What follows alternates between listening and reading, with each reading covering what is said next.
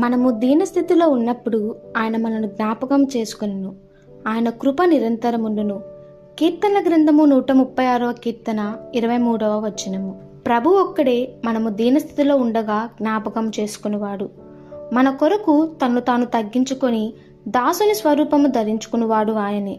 మనను ధనవంతులు చేయు నిమిత్తము ఆయనే దరిద్రుడాయను. ఆయనను స్తుతించకుండా ఎలా ఉండగలము?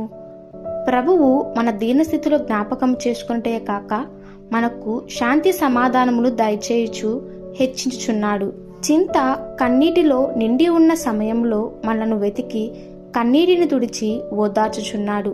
బైబిల్ ఇలాగు సెలవిచ్చుచున్నది, ఐశ్వర్యమును గొప్పతనమును నీ వలన కలుగును.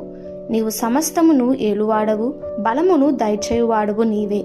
ఐగుప్తు బానిసత్వమును బట్టి ఇశ్రాయేలీయులు దేవునికి మొరపెట్టిరి. దేవుడు వారి మాటలను విని అబ్రహాము, ఇస్సాకు, యాకోబులతో తాను చేసిన నిబంధనను జ్ఞాపకము చేసుకొనెను. దేవుడు ఇశ్రాయేలులను చూచెను. దేవుడు వారి యందు లక్ష్యముంచెను. యోబు జీవితంలో ఎన్నో పోరాటములు, శ్రమలు, వ్యాధులు. ఆ పరిస్థితిలోనూ దేవుడు యోబును జ్ఞాపకము చేసుకుని ఆశీర్వదించెను. అప్పుడతడు, నీవు సమస్త క్రియలను చేయగలవనియు నీవు ఉద్దేశించినది ఏదియు నిష్ఫలము కాలేదని ఆయన చెప్పుచున్నాడు. కాబట్టి మనము చింతపడనవసరం లేదు.